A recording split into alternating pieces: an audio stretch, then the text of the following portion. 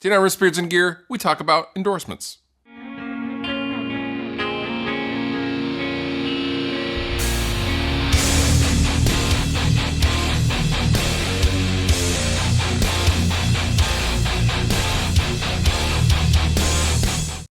Today there has never been more artists and players and guitar players and bass players and drummers and singers and vocalists, and they have never been more visible than today. And with that, they have to be playing something, they have to be using something, and gear companies are very much a part of that entire scenario. Back in the day, you used to just see the really big guys have endorsements. Endorsements were kind of a thing of myth and fantasy. You used to see Joe Perry come out with a signature guitar, or Jimmy Page being endorsed with Gibson, or Iron Maiden with Marshall, or Zakk Wylde famously with Gibson and Dunlop and Marshall and those brands, and there was an association there that one could really only fantasize about. With the advent of Facebook and YouTube and Twitter and so on and so forth, there has been a leveling of sorts with the playing field. Suddenly, guys that don't even leave their home can get endorsements, myself included. So today I thought we would talk about endorsements, how to get them, why you would want them, what the companies look for, and all sorts of the nitty-gritty details. Now, before we go any further, I feel like I'm qualified and can speak on the subject for a few reasons.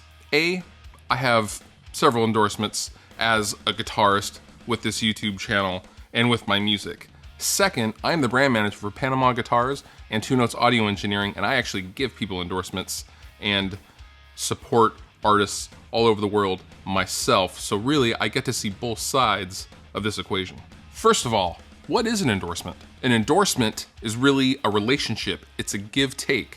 It is never, ever one-sided, because the second it's one-sided, the relationship is compromised, right? From an artist's perspective, you should want an endorsement for a few reasons. A, you really, really believe in the product and you genuinely love it.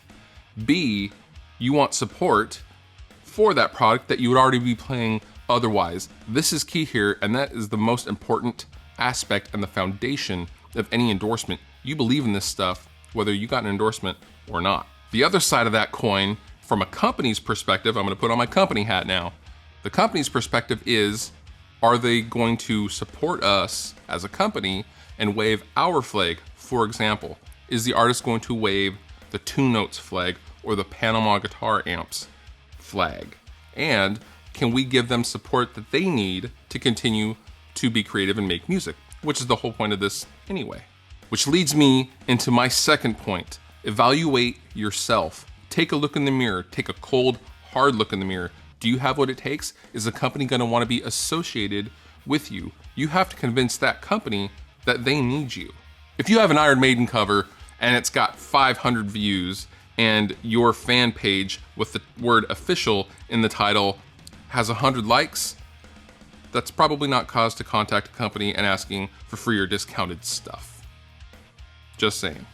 As a company rep, I am looking for someone who generally is already familiar with the product and has used it, maybe not own it, but has used it, has some familiarity with that product, and is already passionate and has something to do with that product already. Something has to exist there already, for me personally. If I go to your Facebook page and you have a bunch of extremely controversial memes or propaganda about how World War II actually didn't happen or something like that, chances are very, very small that I'm going to endorse you. And in case you're wondering, yes, that actually did happen to me once.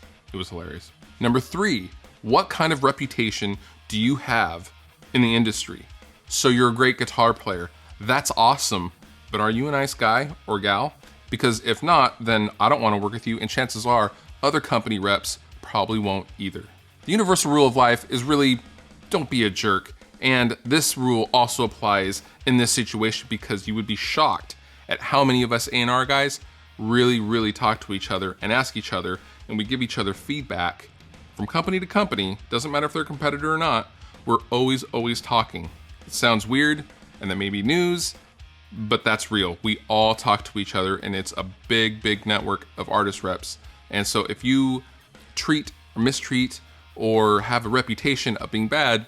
We'll find out. 4, what is your social media presence? I want to see some good numbers here.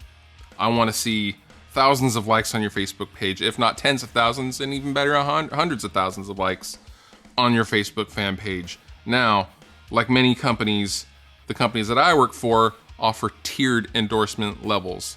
Usually that starts out something like you get one thing free and then cost for the rest of the stuff. Sometimes it's, we're going to shower you with gear no matter what. Christmas time is really wonderful. Thanks a lot, Zach Wild kind of level.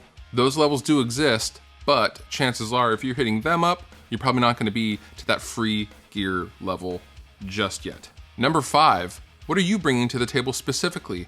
Why do you want to be endorsed? What's the advantage for you? Because honestly, if you're just broke and you want a free amp, that is not the route to go, because that never ever works out in the long run, and you're going to be tying yourself down in the long run and preventing yourself from actually playing and going and enjoying something that you really do want to play. So I really highly advise against just trying to get some free stuff, as tempting as that may be. Number 6, have some kind of press kit, or at a very minimum, when you email that company for an endorsement, include some social media links. This might sound obvious, but if I have to ask you and poke and prod and search for your videos or Facebook page or Twitter account, then you are clearly not ready for an endorsement. Sorry. Number 7, be patient. This is key. Please, please do not email your company rep that you're interested in working with and then follow up the very next day asking if they got your previous email. Don't do that. That's bad. We are very, very busy running other things and doing other things and working with other people, and it may take us a few days, a week, sometimes several weeks just to get back to you. We got your email. We have not lost it or anything like that. Don't worry, we will get back to you because that's our job. We're gonna at least say yay or nay, right?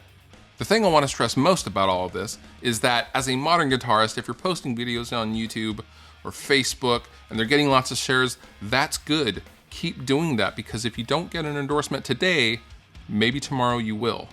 And it's an even better scenario for you as the artist if a company hits you up as opposed to the other way around. But use common sense, be very, very polite, be as nice as possible, really treat it as if you were talking to your grandmother. And seriously, that might sound silly, but really, we're all just trying to make a living, and yeah, it can be done, guys. It's awesome, and hopefully, maybe this video helped you get an endorsement. You're welcome. You've been wonderful. I've been Fluff. I thank you so much for watching, and I will see you next time.